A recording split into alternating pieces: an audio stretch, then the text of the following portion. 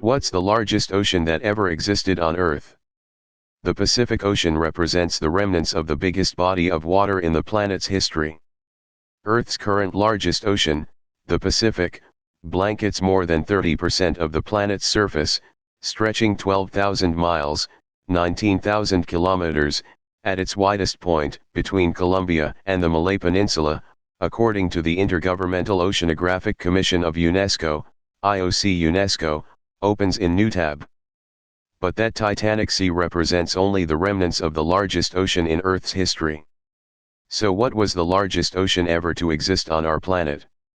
That would be Panthalassa, a world-spanning sea that surrounded the supercontinent Pangaea from about 300 million to 200 million years ago. Brendan Murphy, a geology professor at St. Francis Xavier University in Nova Scotia, told Live Science. That has likely happened multiple times, Murphy said, but all those single-world oceans would have been comparable in size.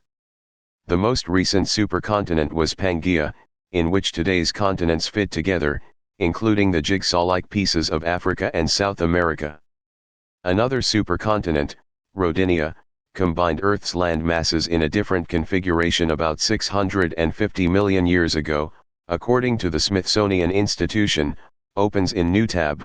Geologists debate whether another supercontinent arose in between, Murphy said. Panthalassa would have stacked at least another 1,860 miles, 3,000 kilometers, onto the Pacific's width, Murphy said. To put that into perspective, if you were traveling by jet plane across the equator, it would take 10 hours to cross the Pacific but 15 to span Panthalassa, he explained. Or think of it this way, at its widest point, the Pacific could fit more than 5 moon diameters. Panthalassa's additional width would accommodate nearly one more moon. By surface area, Panthalassa dwarfed the Pacific, covering approximately 70% of Earth's surface, opens in Newtab, according to a 2022 review in the journal Earth Science Reviews, opens in Newtab, or nearly 140 million square miles, 360 square km. The Pacific's 30% of the Earth's surface adds up to more than 63 million square miles, 165 million square km, according to IOC. UNESCO, opens in Newtab. Visualizing Panthalassa as the Pacific padded with more than 1,800 extra miles captures the geological history. 2.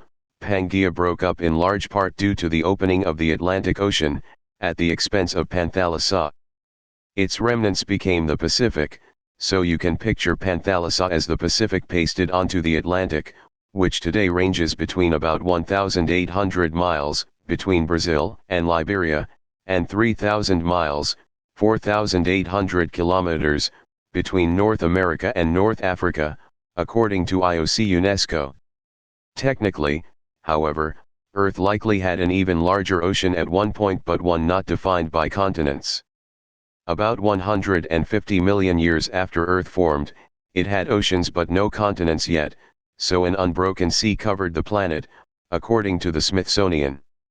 That would mean the ocean spanned the nearly 24,901 miles, 40,075 kilometers, of Earth's equatorial circumference and the full 197 million square miles, 510 million square km, of Earth's surface, opens in Newtab. Even today, though, scientists consider Earth's oceans to be a single world ocean, given that the waters interconnect at various points, according to the Marine Bioconservation Society, opens in Newtab. The Atlantic mingles with the Pacific at the bottom of South America, for example, and contacts the Indian Ocean beneath Africa, Murphy said. Nevertheless, as defined by continents, the Pacific has held the title of the world's largest ocean since Pangaea's demise around 200 million years ago. But if current projections of tectonic plate movements hold true, Australia will split the Pacific in two over the next 70 million years, Murphy said. At the same time, the Atlantic will widen, taking the crown of Earth's largest ocean.